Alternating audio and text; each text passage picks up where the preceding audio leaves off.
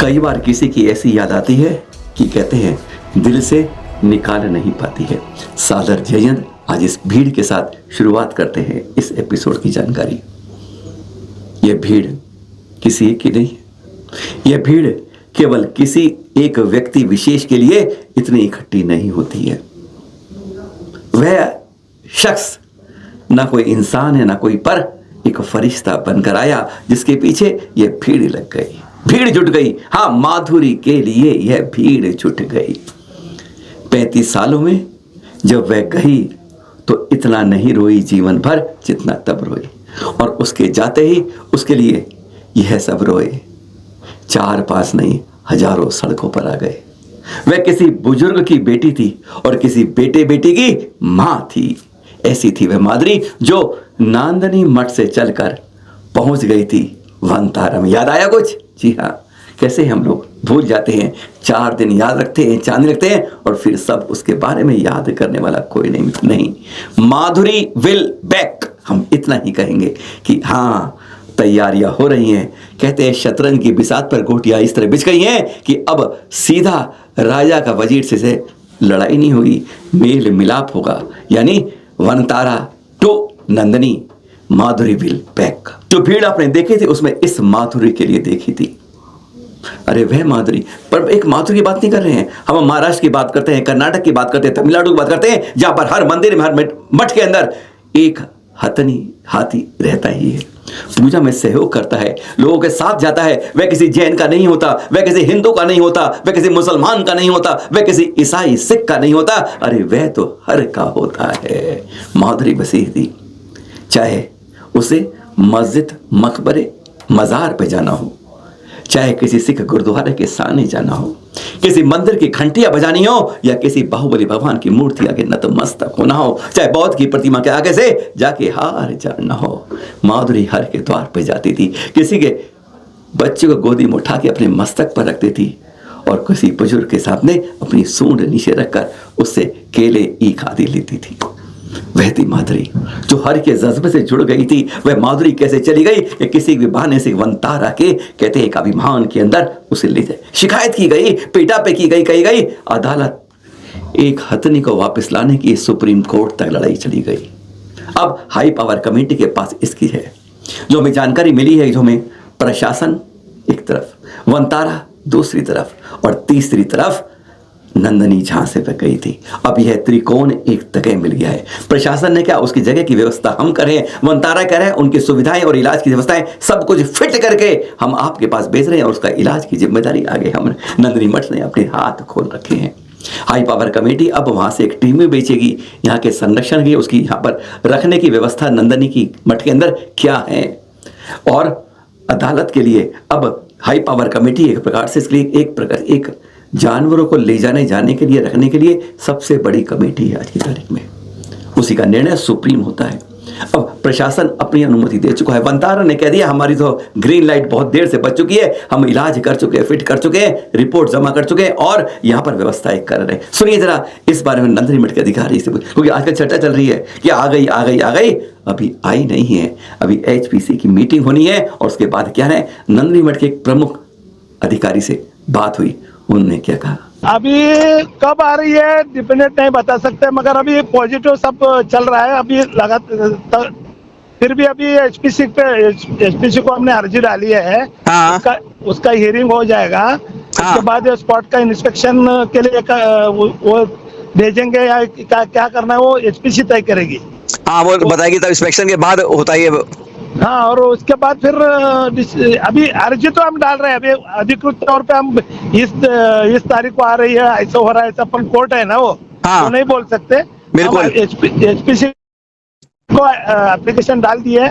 हमें वनतारा भी उसके हेल्थ के विषय में पॉजिटिव है। अभी हेल्थ है उसका, वो एकदम ओके है, तो ट्रीटमेंट भी पूरा हो गया। तो हमारे को अभी इधर जो जरूरी चीजें थी तो वनतारा और हम मिलकर उनके सजेशन के तौर पे हम इधर बनाना भी चालू किया है। वो अभी 1-2 दिन में वो खत्म भी हो जाएगा सर। मतलब ये है कि एचपीसी में हमारी पेटिशन डल गई है नंदनी मठ की माधुरी के बारे में। दूसरा, वंतारा में माधुरी की हेल्थ बिल्कुल ठीक है, चेकअप में आ गया है। हाँ, और यहाँ की जगह के बारे में उन्हें इंस्पेक्शन करना होगा अभी, जिसके बारे में वंतारा और नंदनी मठ मिलकर काम कर रहे हैं उसके बारे में। हाँ, बराबर बराबर। तो अभी है वो तो एचपीसी के ऊपर डिपेंड है कि कब वो इंस्पेक्शन कराती है और फिर हमारी माधुरी की वापसी होती है। हाँ, वह अभी एचपीसी के पास उसको वापस भेजने में वंतारा भी पॉजिटिव है, हम भी उस तरह से सब इधर की पहल चला रहे हैं, समाज भी चला रही है। तो खाली अभी एचपीसी पे डिपेंड है, एचपीसी जब हियरिंग लगाती है और कैसे आगे की कार्रवाई करती है। हाँ, मतलब तीनों एक साथ है, सरकार भी, वंतारा भी और मठ भी एक तरफ। हाँ, उसमें आप ये भी बोल सकते हो, इस पूरे इसमें महाराष्ट्र गवर्नमेंट एक हमें पूरा सहयोग कर रही है जी। महाराष्ट्र गवर्नमेंट के सहयोग से, और वंतारा और नांदी मठ के मठ तीनों मिलकर जल्द से जल्द हो जाए इसके लिए कार्रवाई कर रहे हैं।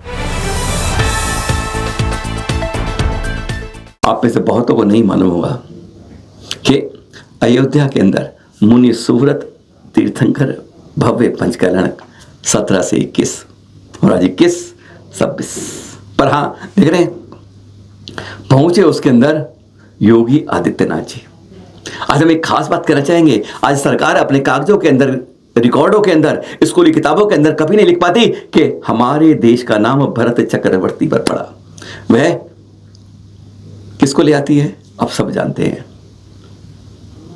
पर कभी भी इस बात को, जो मंच जैन का होता है तो वह बात नहीं की जाती है कि शकुंतला के बेटे के नाम से भरत का भारत पड़ा। कभी नहीं बोल पाती है कि आदिनाथ के ज्येष्ठ पुत्र भरत चक्रवर्ती के नाम पर भारत पड़ा।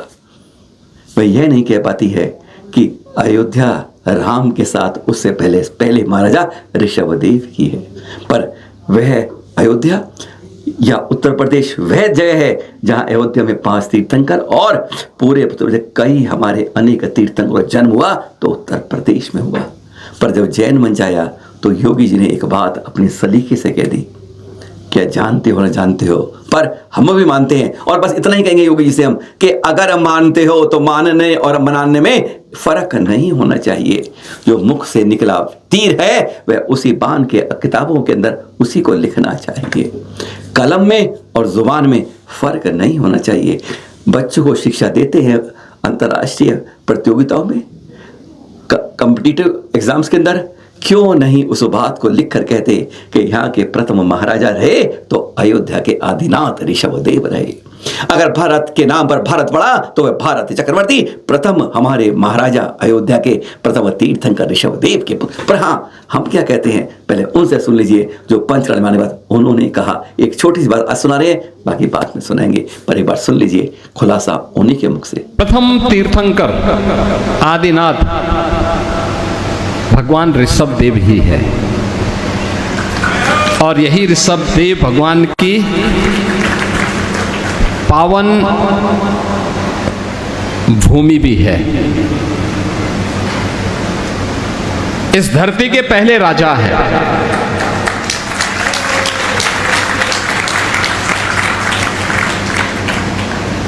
अयोध्या का राजा दुनिया का राजा होता था, पूरी धरती का राजा होता था।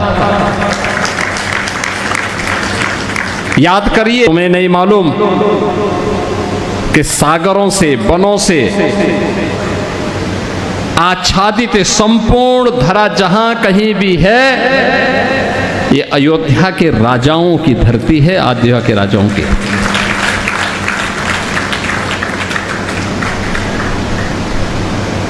भगवान ऋषभदेव धरती के पहले राजा हैं और उन्हीं के पुत्र परम वीतरागी भगवान जड़ भरत, जिनके नाम पर हमारे देश का नाम भारत पड़ा है। ये वही पवित्र परंपरा है और हमारे उत्तर प्रदेश का ये सौभाग्य है कि 24 तीर्थंकरों में से सर्वाधिक जैन तीर्थंकर उत्तर प्रदेश की धरती में हुए। उनमें भी 5 अकेले अयोध्या में अयोध्या में भगवान ऋषभदेव, भगवान अजितनाथ, चौथे तीर्थंकर भगवान अभिनंदननाथ, पांचवें भगवान सुमतिनाथ और 14वें भगवान अनंतनाथ, ये सभी इसी पावन धरा पर उनका प्रकटीकरण होता है। काशी में 4, आपके श्रावस्ती में 1, हस्तिनापुर में एक लंबी परंपरा, और उत्तर प्रदेश में ही कुशीनगर में 24वें तीर्थंकर भगवान महावीर की अपना अंतिम उपदेश दे करके उस धरती को पावा नगरी के रूप में उन्होंने, यानी पवित्र नगरी के रूप में उन्होंने अपना आशीर्वाद दिया था।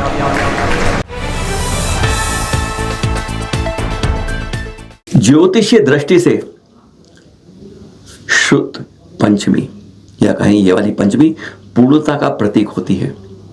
बदनी जनाघाट पर स्थित सियादवाद विद्यालय 121 वर्ष अपने पूरे कर रहा है और शुद्ध पंचमी पर उसने वहां पर एक प्रकार से ऐसी प्रदर्शनी एग्जीबिशन लगाई कि जहां पे हस्तलिखित प्राचीन ग्रंथों को समावेश करके एक रूप से सबको आंखों से निखारने के लिए यह अद्वितीय स्वरूप प्रदेश किया। जिसने इसको देखा दांतों तले अंगुली दबा ली, आंखों की पलक झुकाना जैसे भूल गया। एक बार इनको देख करके ऐसी संस्कृति भी आज भारतीय इन जैन विद्यालयों के अंदर बची हुई, संरक्षित रखी हुई है। आप में से किसी को ऐसा मौका मिला मुझे नहीं मालूम, पर यह जरूर है कि यह एक इतिहास बन गया जब 21 साल के सियादवाद अंदर इस तरह से अनूठी अद्वितीय एक प्रदर्शनी लगी। कुछ इस तरह की होती है, पर हाँ ध्यान रखिएगा, इन हस्तलिखित हमारे शास्त्रों को, ग्रंथों को डिजिटलाइज करिए। सरकार सहायता दे रही है और एक बात आपकी सरकार तक पहुंच रही है। ये अद्वितीय अनमोल ग्रंथ हैं जिनकी संरक्षण करना आज हम सबका कर्तव्य है। सरकार ने तो ये मंतव्य साफ कर दिया है, क्योंकि यह भी याद रखो आज से 700-800 बरस पहले किस तरीके से इन शास्त्रों की जो हस्तलिखित थे, जो एक बार गया तो गया चला गया, 6 माह होली चलाई थी मुगल काल के अंदर। इसलिए जो बचा है, बचा खुचा है, उसको संभालो, संरक्षित करो, डिजिटलाइज करो। और यह अद्भुत आशीर्वाद के वह क्षणों को चित्रों में कैद किया है जब नासिक के नमोकार तीर्थ पर आचार्य देवनंदी के पास पहुंचे थे राजेंद्र जैन। नए राज्यसभा सांसद बने हैं निर्विरोध। हमारे जैन समाज से लोकसभा में तो नहीं पहुंचे, लेकिन उस पार्टी के सहयोग से जरूर राज्यसभा में पहुंच रहे हैं। खैर सांसद हैं, सांसद में आ रहे हैं, पर यह दर्शन देख रहे हैं। यह लो प्रोफाइल रहे राजेंद्र जी, और ये अजित उड़े ना, उनके यानी नेशनल एनसीपी जो पार्टी है उसकी ओर से इनको चुनाव महाराष्ट्र से राज्यसभा की सीट पर आए।